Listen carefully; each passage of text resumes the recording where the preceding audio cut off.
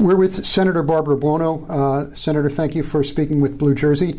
Let's start by looking back at what's happened in the Senate since the term started in January, and specifically three flagship bills that the leadership has assigned S1, S2, and S3. Right. S1, marriage equality, was conditionally vetoed by the governor.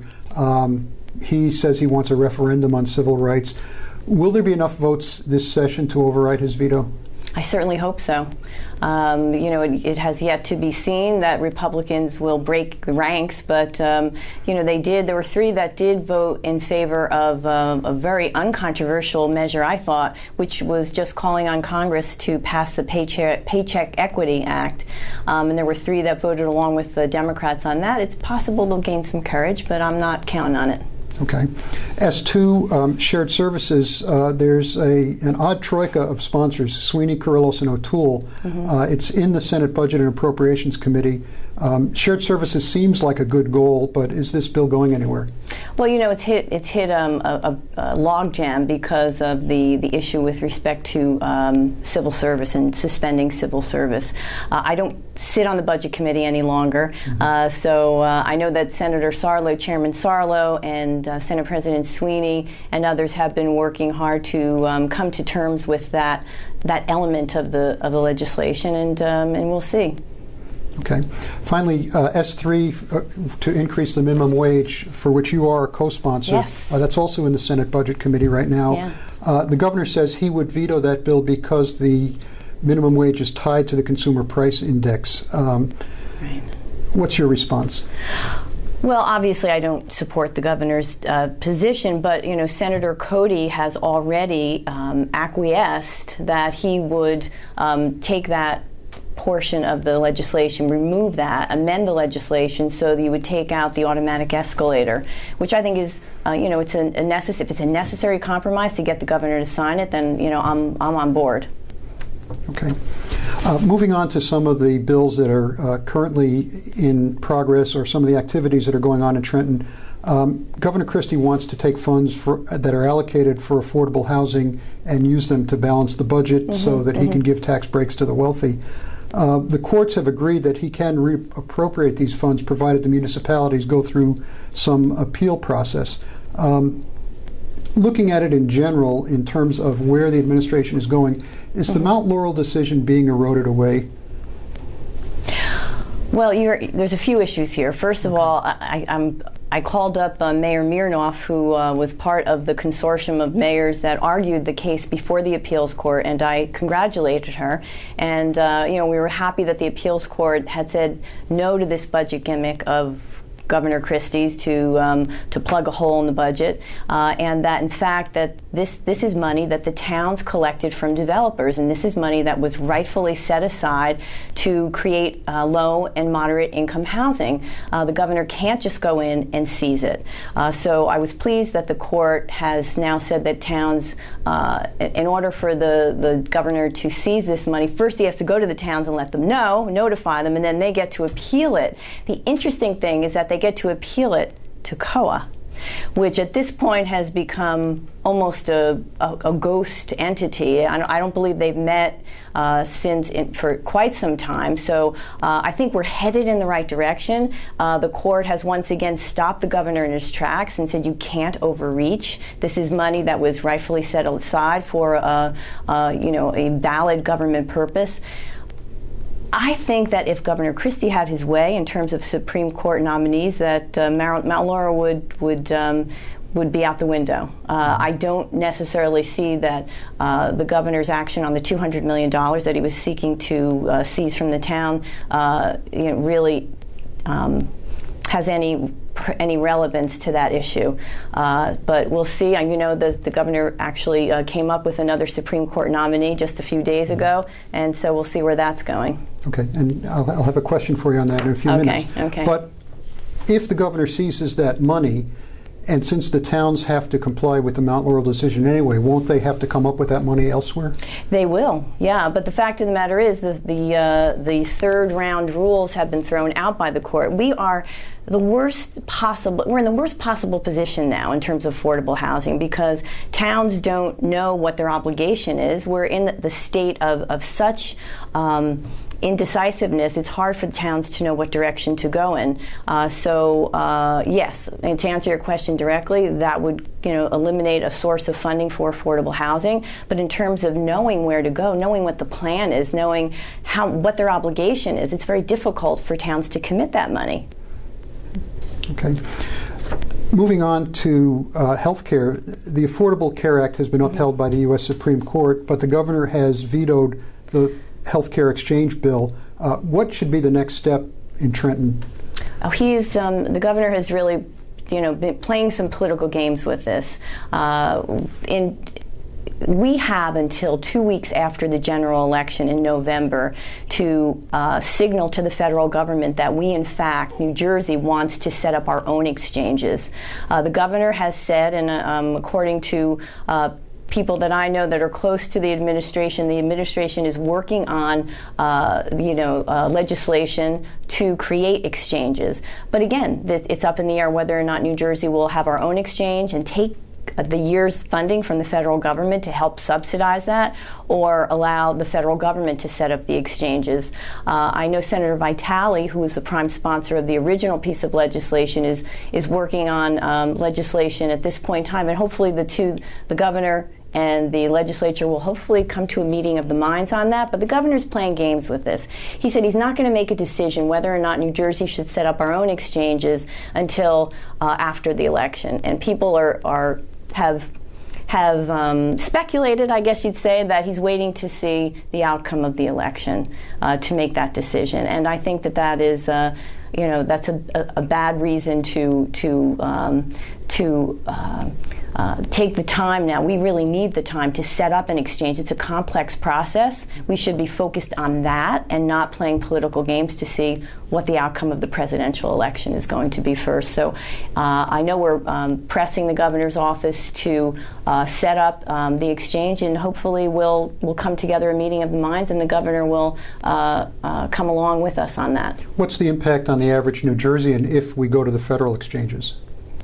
Well, if we go to the federal exchange, we have a lot less control. The federal government will then certify the plans. The federal government will conduct education and outreach to the communities. And I think that New Jersey knows best how to outreach and educate the uninsured individuals who need this coverage. And so I know that there was a roundtable recently, and there was some discussion of maybe a hybrid. I don't know if the federal government would allow for that, letting the federal government utilize their technology to set it up, which is costly, and then allow New Jersey to administer it. So I think that's probably the best of both worlds. Okay. You mentioned the Supreme Court. Judge Lee Solomon is apparently going to be Governor Christie's next appointee. He's not nearly as an unknown quantity as the previous two nominees. He served in the state and at the federal level. I know the Senate has to go through its due diligence, but what's your initial impression on the nomination? My initial impression is unfortunately colored by an action that the governor took about 2 years ago, a year and a half ago, and that was when he took the unprecedented act of not renominating Associate Justice Wallace for purely political reasons. Justice Wallace was the only African American on the court, and continues. There's no African Americans on the court at this point in time. He was a moderate. So for the government, what he has done is so damaging to the integrity and impartiality of our court system. I think that it's going to have an impact well into the future. Unfortunately, the governor did what no other governor has done before him, and that is refuse to renominate a justice based on his political opinions or written opinions. That has never been done before. Former Governor Kane said when he was faced with the decision whether or not to renominate Justice Willens, Chief Justice Willens, who we know was he was on the Supreme Court for the Mount Laurel decision and some other controversial so-called activists, some might call activist decisions. And be that as it may, and regardless of the fact that the dark partisan clouds were gathering at the time, Governor Kane said no. Never since the 1947 New Jersey Constitution was passed have we ever not renominated a judge based on written opinion or political belief. And the day we do that is the day we begin ushering in undermining the impartiality of the Supreme Court. So everything, unfortunately, is tainted by that. I have no, obviously I think it would be really inappropriate, not just premature, inappropriate for me to comment on the qualifications of any particular nominee before the due diligence was done before the Judiciary Committee. But what I would hope is that the nominee not just be qualified, but that the governor not diverge from his predecessors and not having a balanced court in terms of their approach to issues. So. Okay. Thank you. Senator Whalen and Assemblyman Gusiora are calling for hearings on why it's taking so long to implement the state's plan for medical marijuana. Why is it taking so long? Because my opinion is that the governor simply doesn't support it and is not willing to say that. The bill passed some time ago. There's been some heated exchanges over since then. I know that people have called my office that would have benefited from it or asking me when is it. I can't answer their question, but it seems to me as though the governor is not being straight with the people of New Jersey. If he doesn't support the legislation, he should say it. But the fact is, it is the law of the land, and it has to be adhered to. So I think we need to keep the pressure on. Okay. The Senate Legislative Oversight Committee, of which you're vice chair, will be holding hearings on the failure of halfway houses. Is the Department of Corrections doing its job, and what do you expect the outcomes of the hearings to be? Well, I don't know what I expect the outcome to be, but I expect the fact that we're having hearings is a good decision on the part of Senator Gordon. As the vice chair, I asked Senator Gordon to have hearings. I'm thrilled we're going to have them in 2 days. I don't know when this is airing, but we're going to have hearings this Thursday. I think that there are, I don't know if your viewers would have read all of the New York Times exposés on this, but there's a multitude of issues that have to be evaluated. My concern is that, New Jersey, one of my many concerns is that the residents there are being admitted under the assumption that they're going to receive treatment, drug counseling, job counseling, and they're getting nothing. They're being warehoused, and that to me is just not just alarming but offensive. And again, there are so many other issues in terms of the public safety that we have to examine, in terms of the fiscal stability of this community education, the entity that runs most of these facilities. So I think we're going to have a very lengthy hearing on Thursday. Okay. Moving on to education, Assemblyman Dignan's bill to place a moratorium on virtual charter schools has passed the Assembly, and it's in front of the Senate Education Committee. What needs to be done to get this bill through the Senate and onto the governor's desk? The same thing that has to be done to get my charter school bill through the Senate, that would require the municipalities have a vote, a referendum to allow a charter school into their district. There is a philosophical divide on that issue in the Senate, and we have to get the chair of the committee, the senator that chairs the Education Committee, to post the bill. I have